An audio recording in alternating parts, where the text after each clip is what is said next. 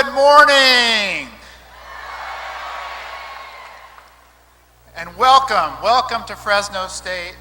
It's a great pleasure for me and one of my first official tasks, after all I've been on the job for less than 2 weeks, to welcome you to Fresno State and to wish you a very productive day as you prepare for the 2013-14 school year. And before I move on, I have to tell you, a few minutes ago, I reconnected with my former babysitter, and she's a member of the staff here, and I just want to acknowledge her. Mrs. Reynoso, would you stand up?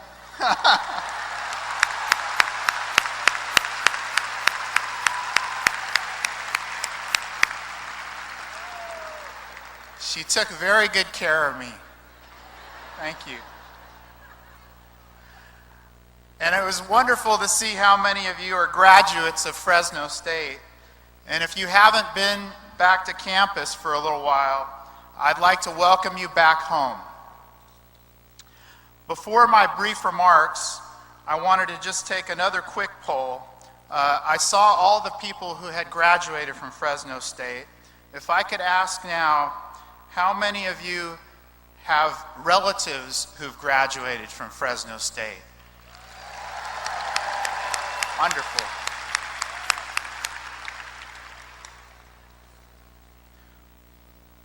So as you can see by looking around, Fresno State has played or is playing a major role in all of our lives. And I'm very pleased about that. And one of my jobs as president is going to be to continue that with all of you. I know how proud Fresno State is to be a partner in many different ways with Fresno Unified School District. One of my most important areas of focus here at Fresno State is the work of our Kremen School of Education that has prepared so many teachers, and I'm really glad to see the Dean here. Thank you, Dean. And could you join me in giving him some applause?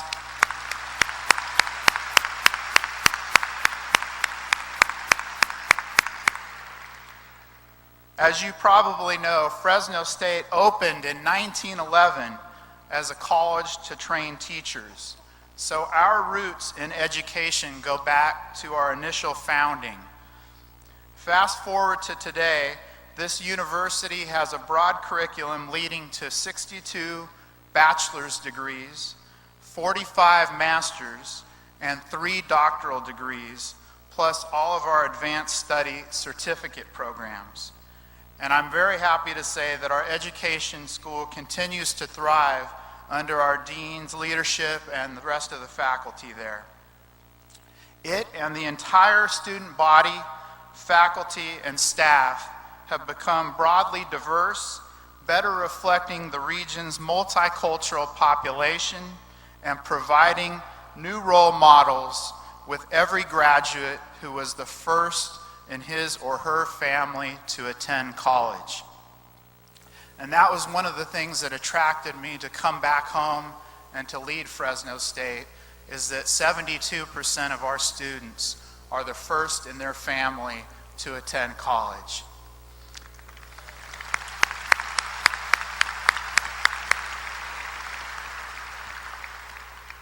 And at the same time, I've met so many students who are second, third, fourth, and that's a wonderful thing as well for all of us to celebrate, and I hope that that will continue to be the case here at Fresno State. What pleases me is that the vast majority of Fresno State education graduates stay here in the San Joaquin Valley to teach and lead schools. They and all of our graduates are contributing to our communities and to the regional economy. And one of the reasons why I wanted to return back to the Valley was to be part of the growth and development of this entire region. As you might know, I was born and raised just down the road in Hanford and graduated from Hanford High School. Are there any other Hanford High School graduates here? All right, there's some of you, right on. To underscore my roots here, let me give you a little family history. My great-grandfather immigrated from Mexico about 100 years ago, around the time that Fresno State opened, and he helped to build and enhance the railroad throughout the San Joaquin Valley. My wife's family immigrated to the valley from the Azores. And, hey, all right, we got some more Azores. Yeah. I knew there would be some Portuguese in this center. All right. Both families, like so many families in the valley, came here to find a better life. And one of my grandfathers, Jess, who was 2 when he came to the U.S. in 1921, lived in tents in Cressy and Biola, and then later in Hanford. And he was a farm worker as a young man before earning enough money to own a grocery store with his brothers, and then to work for many years as a delivery man to support his family. And like so many of your students in Fresno Unified and our students here at Fresno State, I was raised by my grandparents and my single mother, who was a beautician, and none of them had attended college. But my family always told me, and my sister as well, that we should set our sights high and that we should plan to attend college. And I was a pretty good student, thanks in part to Ms. Reynoso, editor of the high school newspaper, and a member of our varsity tennis team. We actually won the league championship in my senior year. Thank you. It's a little while ago. While I excelled at academics and on the tennis courts, perhaps my most valuable lessons came as I spent time after school in my mother's beauty salon. And embracing diversity was not actually a catchphrase in those days, but it was an unmistakable lesson that I learned from daily observation of the harmony of cultures and backgrounds in my mother's friends and her clients there in the beauty salon. And I was drawn to public service in high school through the Chicano Latino Youth Leadership Project. Are there any other alumni of that project here? Oh, that's right, nice. But I didn't know what or how that would happen, actually, until the light bulb came on while I was an undergraduate at UC Berkeley. And the vital importance to society of colleges and universities became very clear to me, and I committed myself to helping transform lives through a career in higher education. And I received a bachelor's degree in political science and a master's degree in public policy from UC Berkeley. Any other Berkeley graduates here? All right. And also from Stanford University. Any other Stanford alumni here? All right. Way to go, Mike. You're hiring well, buddy. My journey to become Fresno State's president started just 40 miles away and took me to 5 UC campuses throughout California and most recently at UCSF. And on my journey, I encountered life lessons and workplace lessons that combined to prepare me for the work here. And I must tell you that I am just absolutely thrilled to be back home in the Valley. I'm waking up like at 4 in the morning every day, ready to go and to start here at Fresno State. And I'm also humbled to be the first Valley resident and the first president from Fresno State who's a native California and the first Latino. Thank you.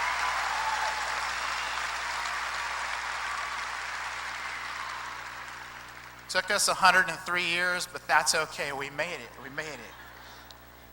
Finally, I want to share a brief message that I'll be taking to all Central Valley youth as I have the opportunity. And perhaps you can share this message in your classroom.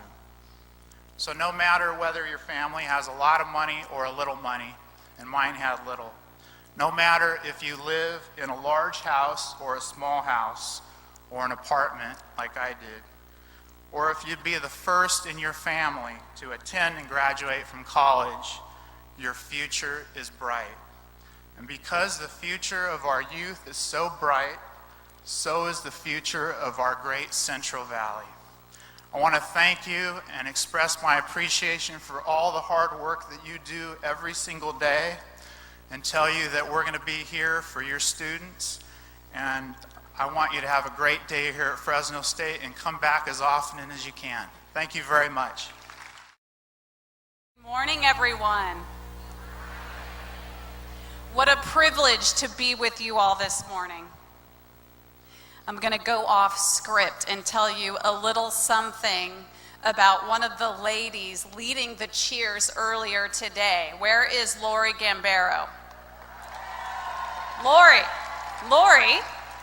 and I knew each other in college. We were sorority sisters. Imagine this woman 20 years younger and sometimes influenced by a chemical substance.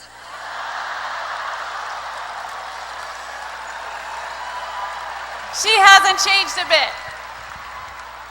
High on life. Love you, Lori. Thank you for what you're doing for Fresno Unified.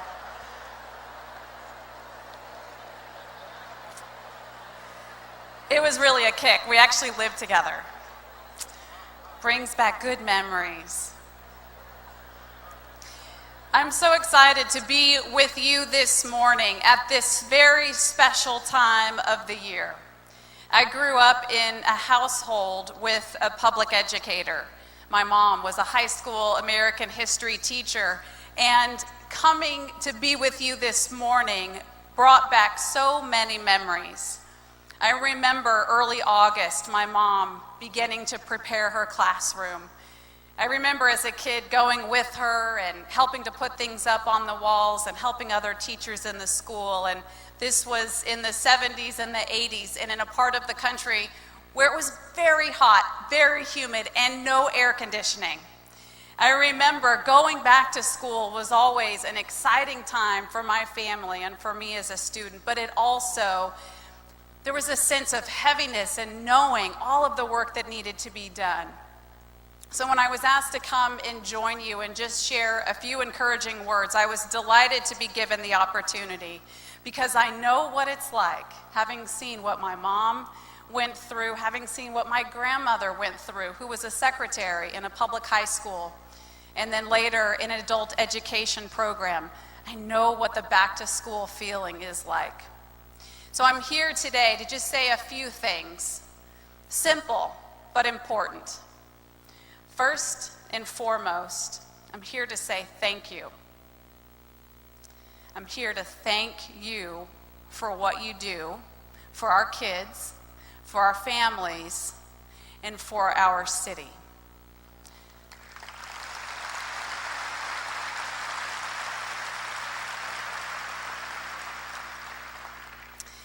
Thank you to the leadership of Fresno Unified, to Board President Valerie Davis and trustees Cal Johnson, Michelle Azadorian, Luis Chavez, Christopher De La Cerda, Carol Mills, Janet Ryan, and of course, thank you to our district superintendent, his leadership team, but most importantly, thank you to our classroom teachers, our school site leaders, our counselors, our principals, our clerical staff. Thank you, thank you, thank you.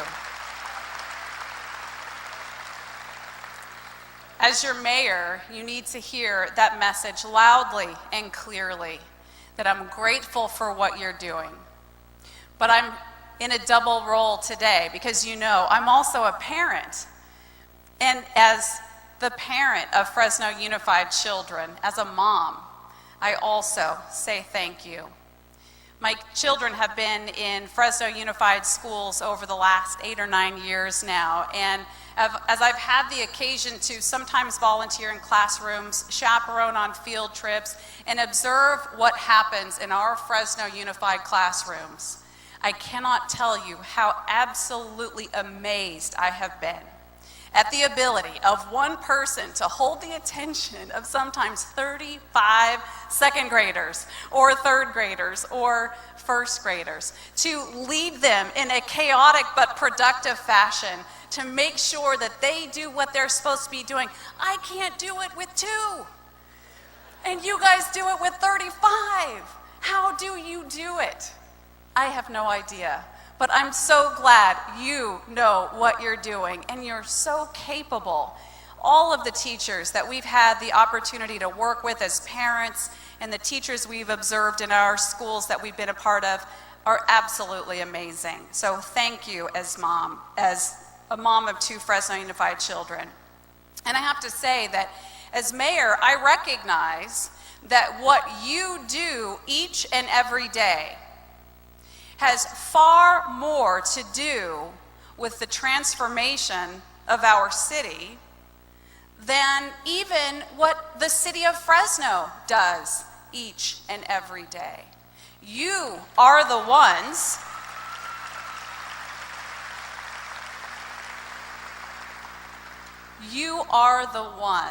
who every day are working to help our city transform in a positive way, to break a cycle of poverty and to put Fresno on a new and different trajectory. And I thank you for that. But there's a second thing that I want you to know today, beyond just thanking you.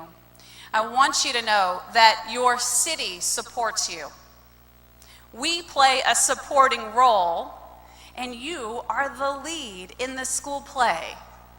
I'm a theater mom. Some of you know my daughter went to Bullard Talent for 5 years. And what an incredible program. We've been to so many productions, either at Bullard Talent or Children's Musical Theater. And I have to just tell one quick story about my daughter, Sydney, who's not here, so she won't know that I've told this story. Please don't tell her, because she would kill me. Don't tell her. Don't tell her, Tammy, please. She's 13. She could take it out on me for a long time. I remember when she was 7 years old, she was at Star Elementary at the time, and during summer break, she did a musical for the first time with Children's Musical Theater. She had never done anything like this before, and she played a supporting role. She was a member of the ensemble, no speaking parts, no dramatic entrances, always in the back. Nobody in the audience would have recognized her except for her mom. And we went to this show on opening night. The play was Aladdin. She was dressed as an Arabian princess, little tiny thing about this tall. She's on the stage in the back behind the tall kids. Nobody can see what she's doing except me. And I see this kid animated, lit up, arms everywhere, singing her heart out. She was a part of the ensemble. She was a part of the supporting cast, and you would have thought she had the lead role. She didn't know. She was just in the ensemble, and nobody really was paying attention to her. Well, that image is what I want you to think of when you think of the city of Fresno. You may not know each and every day that we're in the background doing our best, flailing our arms at times, believing in our lead actors and actresses, believing for the same thing, working hard and fighting to break the cycle of poverty, but knowing all the while you are the ones who are really making that happen. But we are a part of your supporting cast. And you need to know that each and every day, the things that we're doing at the city of Fresno are entirely centered around making the neighborhoods where your schools are better, cleaner, safer, a ripe environment for private investment to help upgrade the neighborhoods, trying to connect neighbors and residents, many of whom have children in your classrooms, trying to help them with the issues of their household, trying to help them with the issues of their neighborhoods. Why? Because we know if we do our part and we're good at our supporting role, it makes all the difference when you walk into your classroom on a Monday morning and have to deliver your curriculum and work with these kids.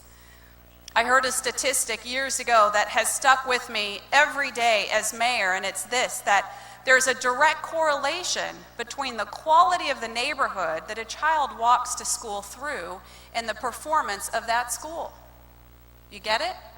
You know what I'm talking about. While you're doing what you do in the classroom, we at the city are doing everything we can to improve the neighborhoods that surround those schools. How many of you have heard about this whole fight and debate about the city's general plan? Have you ever heard of a general plan? Raise your hand. I never would have, as a resident and a layperson, ever thought that a general plan mattered to me in my daily life. But I tell you today, as mayor, as our city council deliberated last spring and ultimately adopted a plan for our city that directs half of the growth and development and investment in the future of city back into existing neighborhoods, back into the neighborhoods where your schools are, half into existing neighborhoods and half into new growth areas. It turns out that made a lot of people pretty angry. But we know that's what matters to your schools, making a difference in our existing neighborhoods and in our existing schools. That's what the city of Fresno is all about. As you hear more about this general plan and whether or not the city should equally divide its attention between what we already have and what is yet to come, please know that issue affects you each and every day, and we'll continue to stand for investing in what we already have in the city of Fresno. The last thing I want to say is just a little bit of encouragement. I want to encourage you. I want to thank you. I want to let you know we support you. We're pleased to be your supporting cast at the city of Fresno. And lastly, let me leave you with this encouragement. In addition to being a theater mom, I'm also a Little League parent. Any of you in the room, Little League parents? Okay. I thought I was a pretty good baseball mom. I cheered, I gave it my all in the stands, but that was just rec league, okay? My son, for the first time, made his first all-star team this last spring and summer. Those all-star parents took things to a whole new level. I was a little frightened at my first all-star game, and then I, of course, got into it and was every bit as mouthy as the mom next to me. But I'll never forget sitting next to this very prim and proper Little League mom in her nice sundress, ready for the game.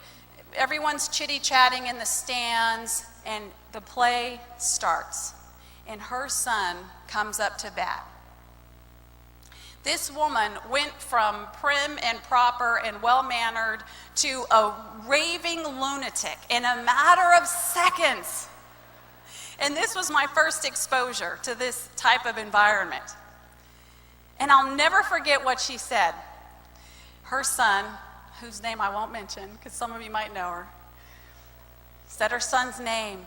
He swung the bat, he hit the ball. Wasn't a great hit, but he had a chance of getting to first base. And she yelled at the top of her lungs, "Run hard, run hard, run hard, get dirty, get dirty!" I thought, and that became the mantra of our team. Get dirty, get dirty. And that was a way of saying, give it your all. Slide into second, slide into third, slide into home. Get dirty. You may not make it. You may not make it. But go for it with everything you've got. Well, I dare say that our opponent in transforming the city of Fresno is decades-old poverty. That's our opponent. It's not this side versus that side or this person versus that person. You guys, we are all in it together, challenging decades of poverty in the city of Fresno. That's our opponent. And we're trying to steal bases, and we're trying to steal points from poverty and ultimately win the game. I know that as you step into your classroom each and every day, you face setbacks, your kids face setbacks, there are challenges, there are all kinds of things you have to overcome. I get it. I know what it's like to be after something big and to face obstacles and to suffer defeat at times. I get it. But what I want to leave you with is this word.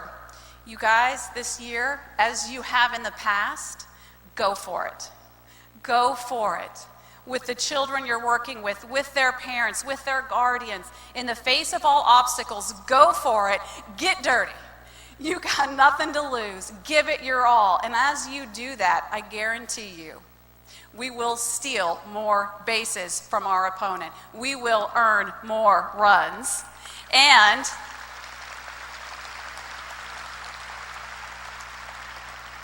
together with you as our lead actors and actresses and your community as your supporting cast, we will break the cycle of poverty. You have the keys in your hands, and we support you in all that you do this year and in coming years. Thank you. I pray God's blessing on you, your families, your children, and your schools. God bless you. Morning, everybody. As the mayor was speaking, I leaned over to Rudy and I said, I'm not sure I need to go up there. And he leaned back and said, I don't think I need to either. So I'm going to modify some of my comments here. But please, as I'm speaking, keep in mind both sets of videos. Our scholarship winners, and then those students who so bravely put themselves out there. Those students are the students who actually made it. They made it through our system. And sadly, there are a lot who don't. So we want to make sure that we talk to you today about the challenges we have. We have the support of the city. We have the support of folks like we've never had in this city to do the work we're doing on behalf of kids in our town. But it does not make the work any less more difficult, any less more challenging, any less more potentially heartbreaking. So I get the chance to welcome you to Convocation 2013 today. And I can't tell you how amazing it is to see the entire Fresno Unified family under the same roof for the first time in almost a decade.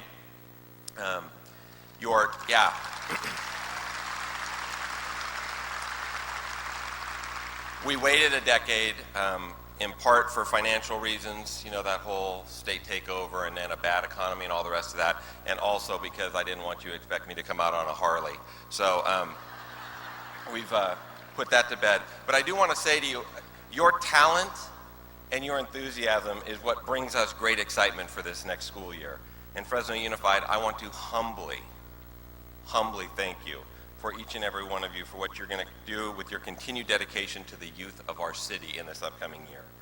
It is in, you're going to hear me say, it is in the incredibly small spaces that substantial, critical work will happen to provide better opportunities for our students this year.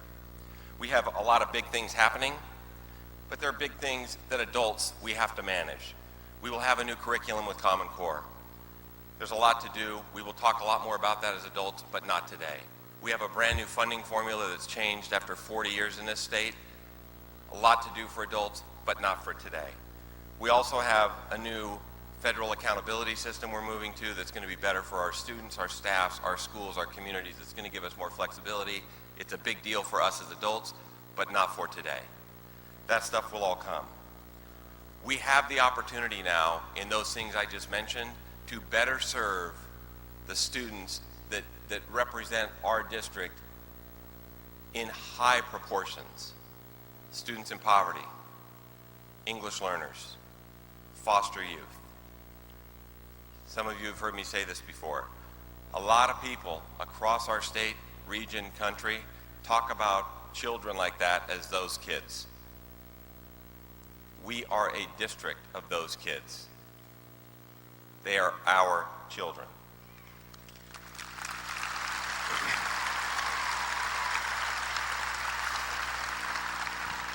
So in the next few minutes, what I'm going to do is remind you of some significant challenges that we've had, some improvements that we've made, and also, as you saw in the earlier scholarship video, our students, your graduates, can accomplish great things when we pay attention to working with them in the small spaces. We are counting on you. Candidly, they count on you. Their parents count on you. Our mayor counts.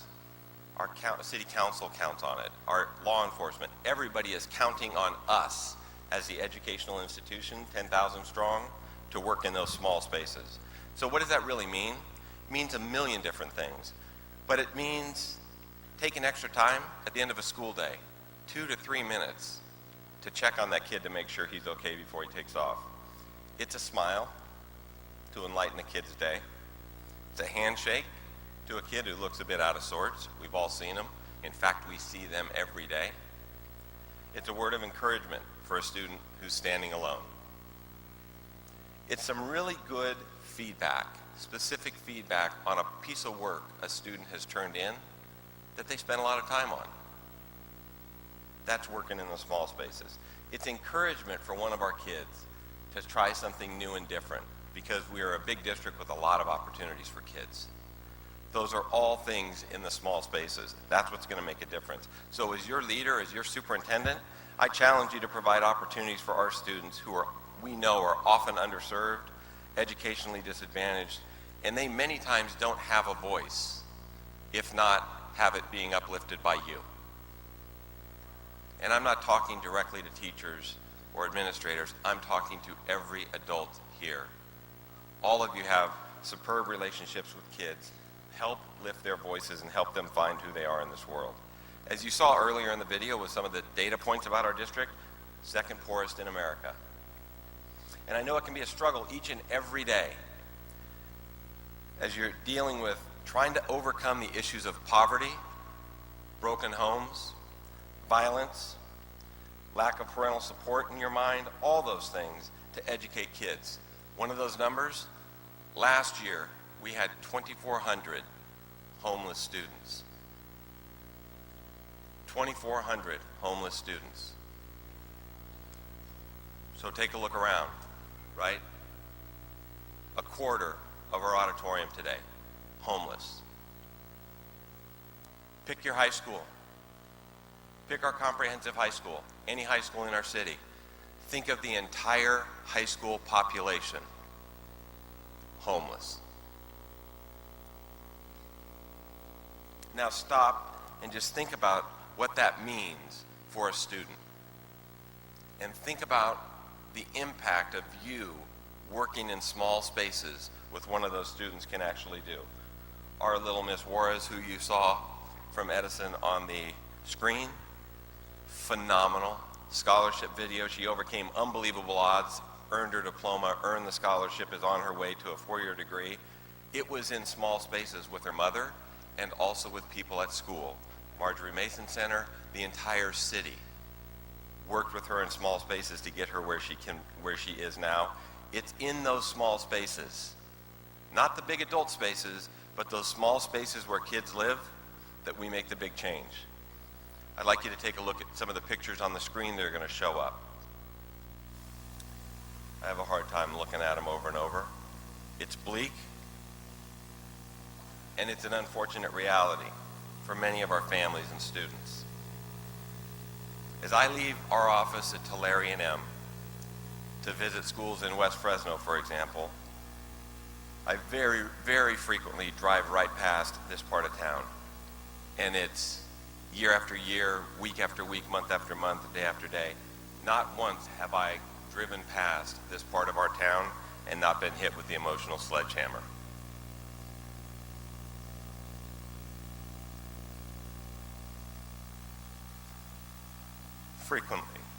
Frequently, having to pull the car over to try to get it together. Unbelievable. So, I want you to pay very close attention to the next sentence that I'm going to give you. Because this is as true as anything that exists in our city and in our school system. The difference between celebrated success and devastating loss in our city sits on a razor's edge. The difference between celebrated success and devastating loss sits on a razor's edge in our city. To illustrate the point, we had a rather odd, unique, and great celebration last year at Wilson Elementary over something our community came together around. And thank you, Wilson, and I'll say it again, we went explicitly to Wilson to show our community our pride and have this celebration with city leaders and FTA leadership and everybody. We went to Wilson because of the phenomenal work they were doing on behalf of kids. what kids were doing with teachers, what families were doing with teachers, what was happening. And right across the street from Wilson Elementary sits Cooper. Cooper. Had I said Cooper Middle School 3 years ago, you would not have heard that, and we all know that honesty, that to be true in this auditorium. Right across the street from Wilson, who is doing phenomenal things, is Cooper, who is now turning itself from the poorest performing middle school in our district into a middle school just pursuing with great energy, doing phenomenal work, pursuing IB designation.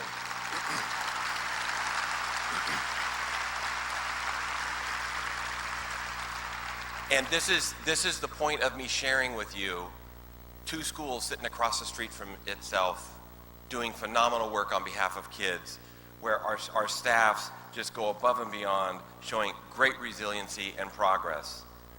Less than a block away from those two schools where magic was happening, less than a block away last year, we had one of our very own Edison High School students, Marquise Sutton, shot and killed. Right down the street, not even a block. Before he died, as you all read in the paper, he was carried out of the apartment he was shot in by his quote-unquote friends, left him on the concrete, right on the sidewalk to bleed out and die, in hopes that the cops would think it would be a drive-by, instead of the stupidity and idiocy that happened inside that apartment.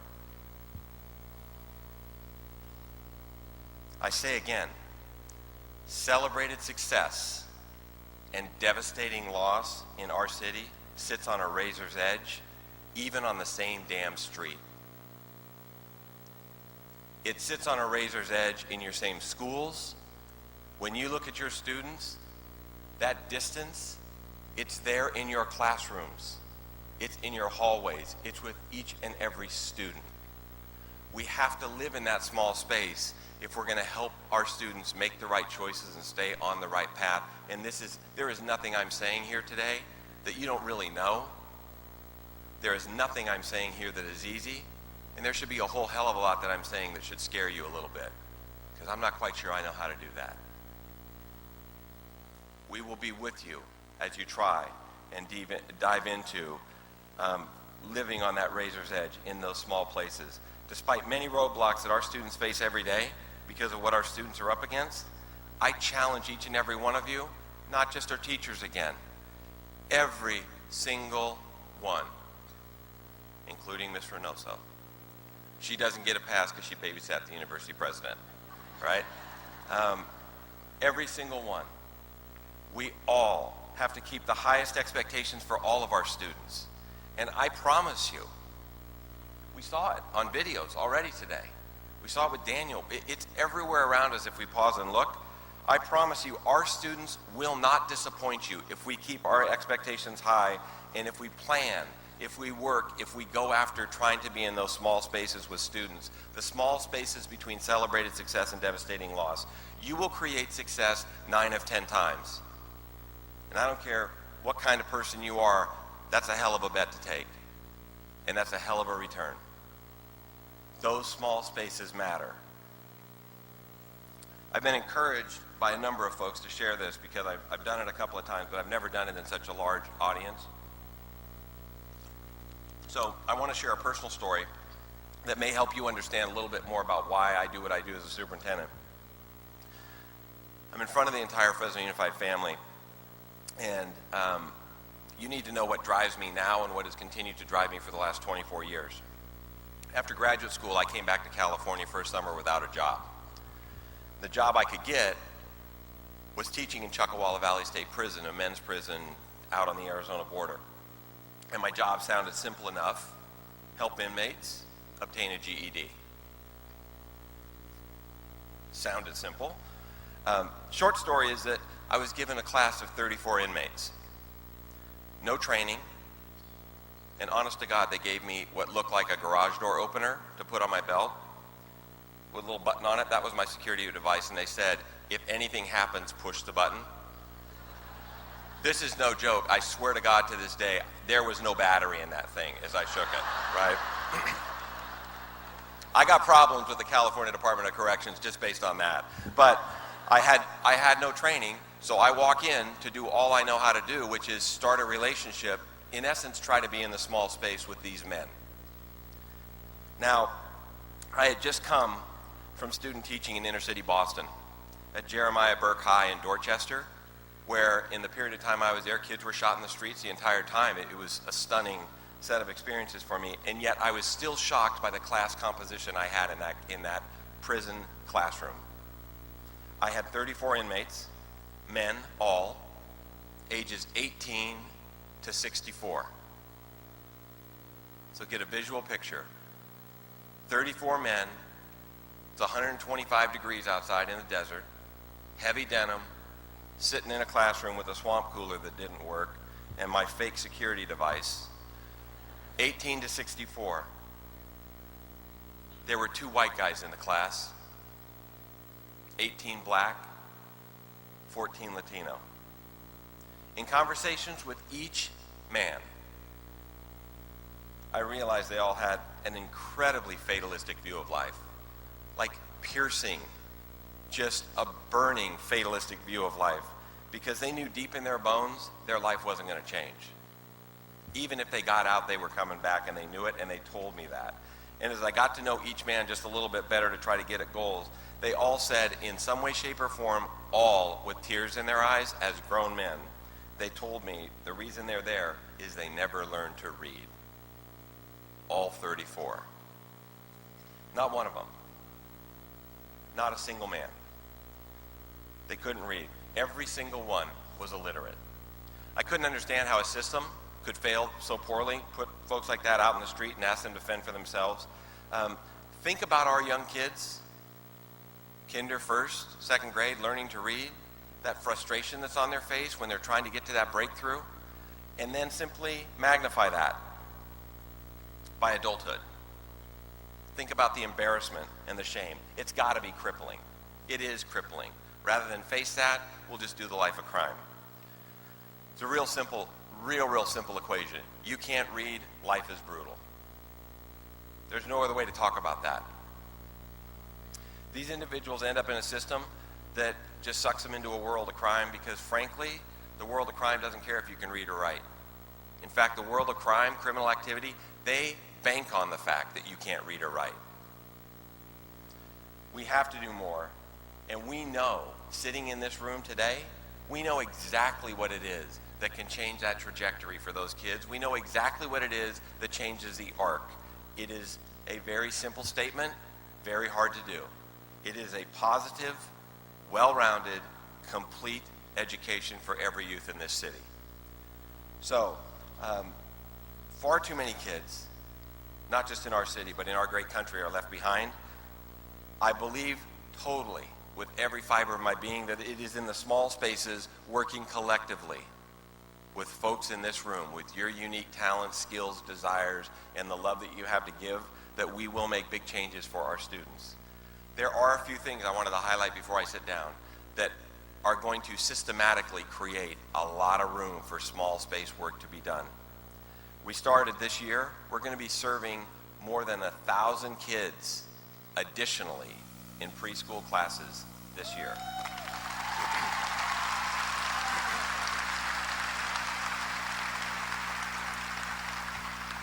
1,000 kids. Not 6, not 12, not 28. Over 1,000 kids we're going to be able to have those small smiling faces in our preschool classrooms because our Board of Education made it a priority last year. And it's wonderful that our President of the United States is talking about early childhood, but frankly, I'm ecstatic and I'm proud that our Board of Education and our staff is actually making it happen now and not waiting for somebody else.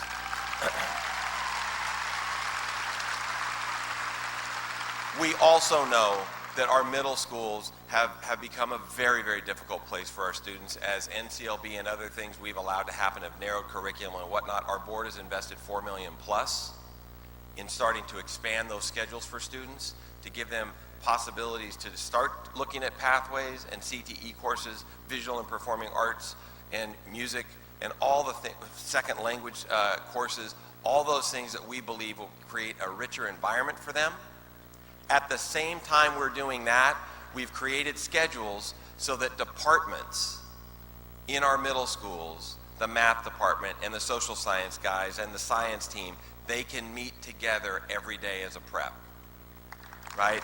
That is not being done by accident. It is being done because we are trying to create opportunities for our people to work in small spaces to benefit our kids. And then finally, I just have to say, as we look at some of the pictures that are going to show up on the screen, there are a lot more opportunities for us to work in small spaces because stuff like this is happening because of our strong community support. Our mayor was chair of our Measure Q campaign, but our community voted with 76% of the vote to support putting resources back into our schools to put better classrooms and better facilities on our campuses for our students, for our teachers, for our staffs, for our communities. And it is happening all across our community, at Bullard High, at Fresno High, at Hoover, at Roosevelt, at Edison. Just with those things I mentioned, there are over 100 portable classrooms that you will never see again. They've been knocked down, destroyed, and taken away. In addition to that kind of stuff and the preschool classrooms we are building and the work that's been done at Rowell and other places, Wilson and Mayfair, I could go on and on, it is worth us pausing right now to say that in addition to that, the Rutherford B. Gaston Senior Middle School is rapidly taking shape on the corner of Martin Luther King and Church in Southwest Fresno. And that situation of busing kids from a community across our city has been a haunting injustice that our Board of Education has finally fixed. And I could not be more proud to be working for this district. Of course, our work, this is not about the superintendent and our team in the district office and even our board governance team and whatnot. It is about the totality of who's sitting here today, all working hand in glove.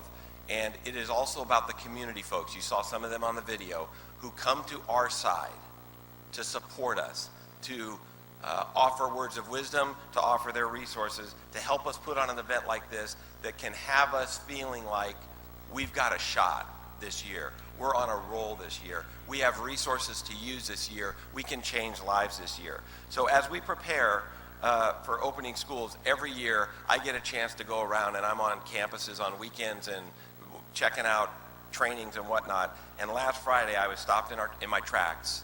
Team was with me. I walked into the middle school redesign team working at Ahwahnee Middle School. And during their training, they referenced Dr. Martin Luther King Jr.'s I Have a Dream speech again. You take a look at the quote on the screen. This is no time to engage in the luxury of cooling off or to take the tranquilizing drug of gradualism. Think about that. No time to take the tranquilizing drug of gradualism. So I'm just going to say it really candidly. Gradualism doesn't save lives. Gradualism doesn't fiercely teach literacy. Gradualism does not intervene in the small spaces between celebrated success and devastating loss.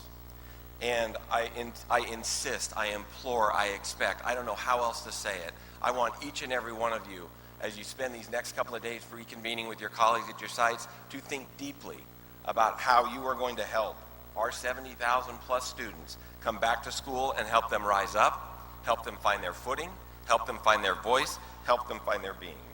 Fresno Unified this year will be working in small space to make a hell of a big difference for the city of Fresno. Now,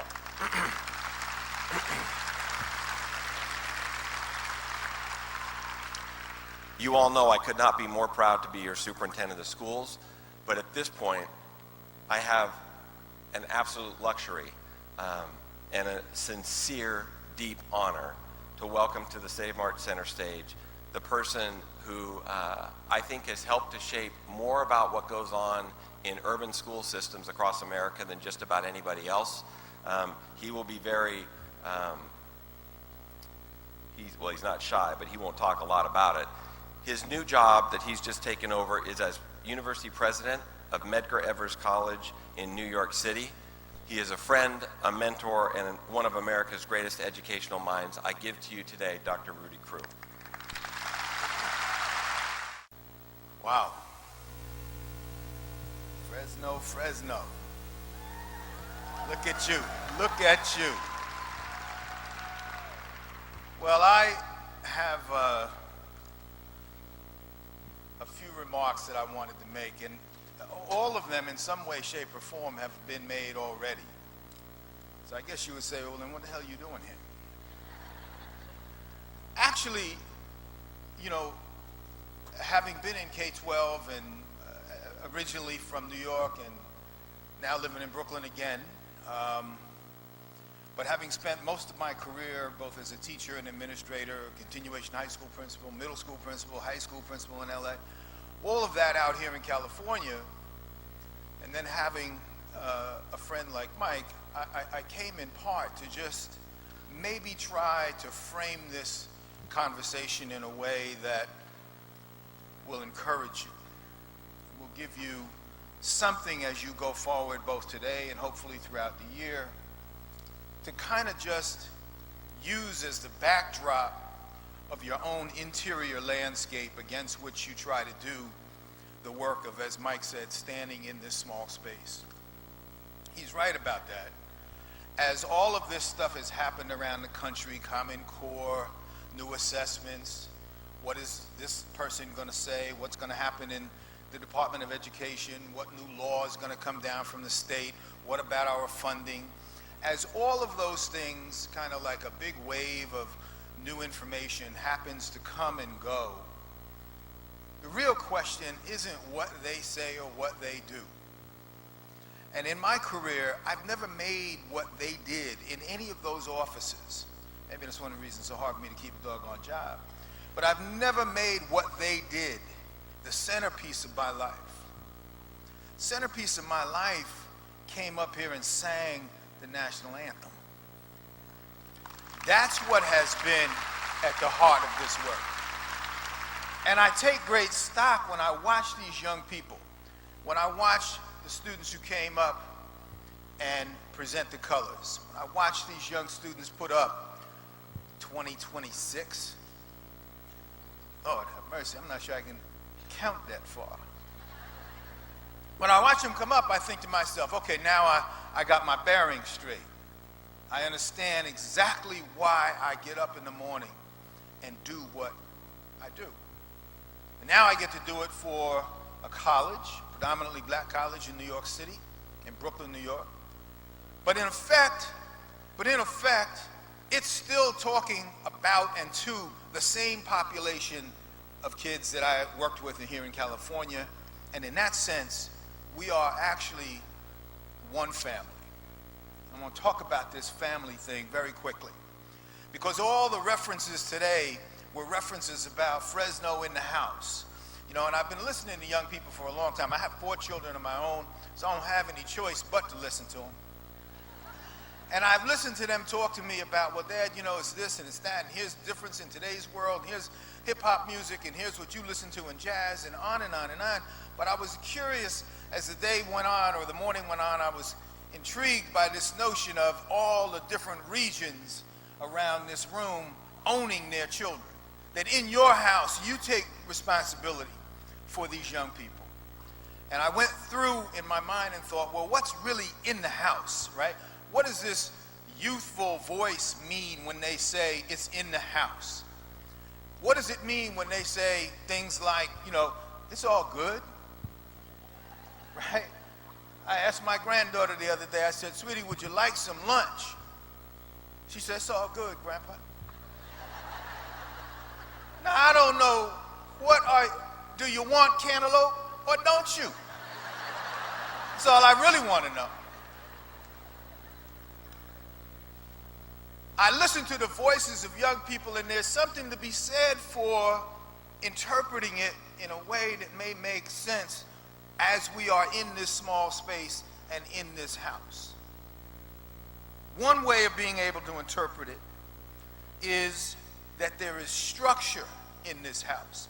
See, our young people, in spite of all of this stuff that they keep talking about wanting to need to be free and out and about and so on and so forth. What they really want, what they really need, and whether it's old world, school world, you call it whatever you want, what they need is the structure of knowing that an adult is in the house, loving, caring, and being there every single day God sends.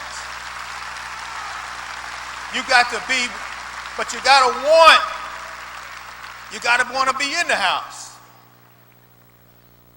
It doesn't count if an adult is in the house who doesn't want to be there.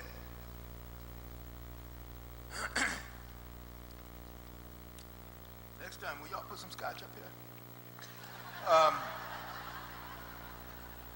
The second thing that it counts for, that this whole notion of being in the house means, is that there are people in the house. Now here's the characteristic that's intriguing to me that I saw here today. In the house in Fresno really means not just that we own these kids, but that we love these children. We love them. Now I have to say to you, there's a certain amount of tension that comes with this, right? Because as educators, even though in small spaces, in our own classrooms, when I was teaching English or when I was working with other teachers or whatever, you would hear people say the word love every once in a while, right? What I'm saying to you is, as a city, as an entity, as a big monolithic body of folks all around this room and all around this community, if you don't love your children, you can't come in the house and do this work. You have to really come from inside your soul to want to do this kind of work. When I heard the mayor this morning say thank you, the way I interpreted her comment was, thank you for loving my child all day long. Here's what loving would look like in the context of an urban world. It would look like saying to a young man whose pants are sagging, whose behind is showing, whose hat is still on in third period. I'm going to say the truth. I ain't looking for a job. It would mean saying to that young man, pull up your pants. Take that cap off. I love you enough, I am not going to let you go through 4 years of high school thinking that any old way you look, any old way you dress is okay. I'm not going to let you go through that.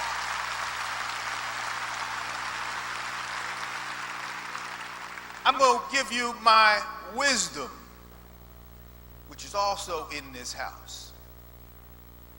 My father was a musician, and he was a custodian in the high school in New York, right? And in his off time, he was a musician. He played with all the old-timey black musicians in Harlem, New York. And my mother had died when I was about 2, and so he used to take me, and those people would be my babysitters. So now from the time I was about 4, 5, 6, 7 years old, I actually sat in these bars and sat in these nightclubs and sat in the juke joints of Harlem, and I remember looking at ladies of the night with the big plumes in their hair. They come and hug you, and you smell them for the rest of your day. They would ask you, would you like something? I say, yes, ma'am, I'd like another hug.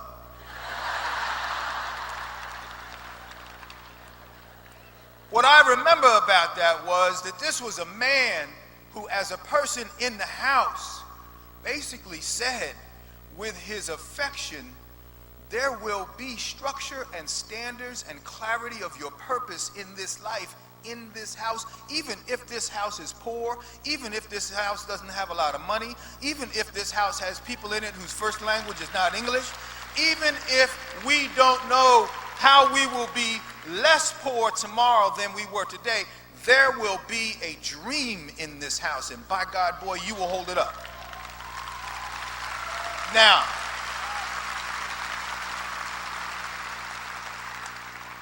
all of this inside this little space that Mike was referring to. And when I went away to college, my father called me one day. He said, boy, I want you to come home. Bring some of your big books with you. I said, Pop, why I had to bring big books? He said, because I know you're in that school up there where they got those great big books. Bring some home. I want you to show them to some of the neighbor people as to what you're doing in this college. Now, I'm a freshman in college. I'm trying to be big time. Got a little girlfriend. I do not want to go on a train from Boston to New York carrying my books. Felt too much like high school. But my father said, bring them. I brought them. I got in the house, and there's all these folks he's got assembled, and they're having iced tea and some collard greens and black-eyed peas. He said, boy, I want you to talk to these folks. Tell them and show them everything you're doing. I said, Pop, I'm doing accounting. These are accounting books. I said, well, he said to me, well, show them anyway. Put them up here on the table so they could take a look at them. I put them up on the table feeling rather stupid. And I said to one of the folks in there, I said, do you know what this is? This old man, Mr. Gatewood, said, no, son, I didn't get to go to college. I didn't get to do that. So, no, I don't know what that book is. I said, well, this is my accounting book. And the next one below that is my book in economics. And this is the kind of work we do in college.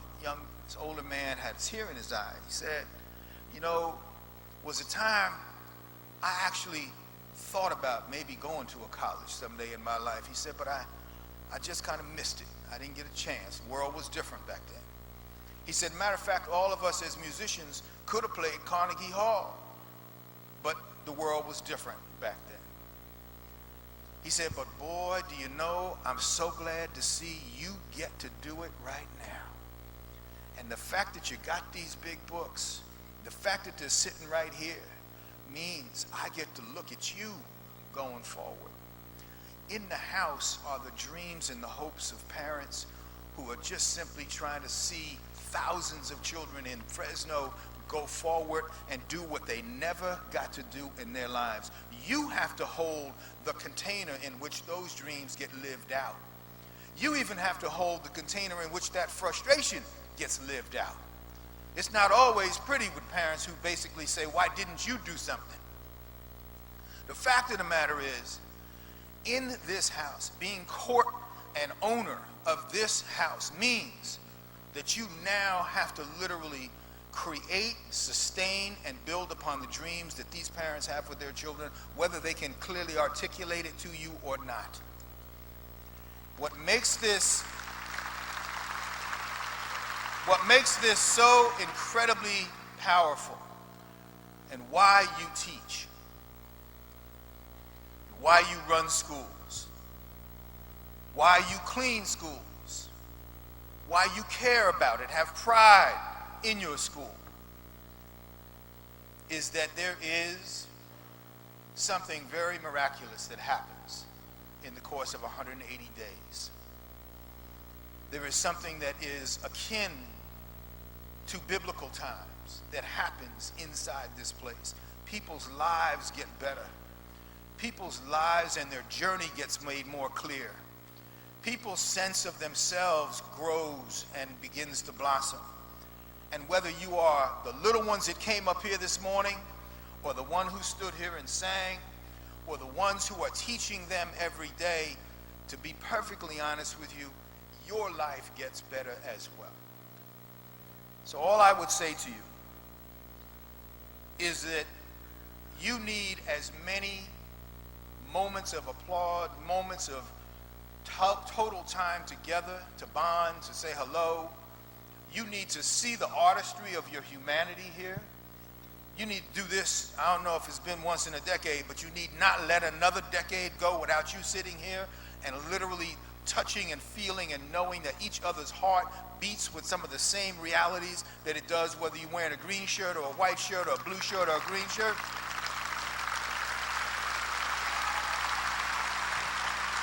You got thousands of people all across this country trying to figure out whether or not urban children are educable. Let me say it as straight as I can. You got thousands of people who are sitting somewhere across this country. It's not clear in their mind, it's not clear in the conscience of America, in my judgment, whether or not to invest in the education of these children or wait until they commit a crime and lock them up.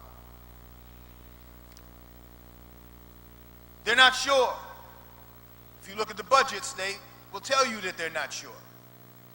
If you look at the faith that they have in teaching and teachers and some of the systems and some of the craziness that's going on around here in this country, it tells you that we're sitting on the horns of a dilemma as to whether or not we can deliver this.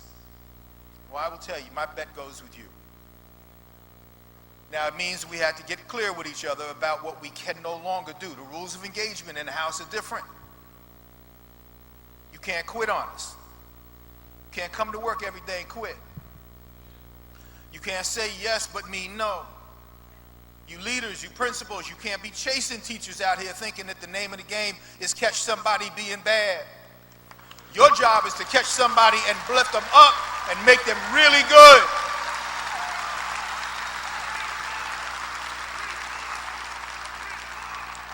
You're going to have to ultimately ask for more. You're going to have to ask for more. This is a time when we think about investing in our children, not education as an expense. This is an educational investment territory. And so what I'm saying to you in closing, I didn't know the water had my name on it. Thank you. What I'm saying to you in closing is that there is no doubt in my mind you had a capacity to do this work. There is no doubt in my mind that those of you who are still at it see yourselves as in some ways kind of artists. That you're still painting a picture and it's undone. Whether you're in 3rd grade, 8th grade, 9th grade, whether you're cleaning a building, whether or not you're scaffolding and changing, and whether you're doing a whole host of things to just support the athletic program, you are an artist. And by God, all that this next year is about you taking your brush every single day and painting a picture of what's possible for these young people. That's all I would ask. That's all that you can do. And if you do that well,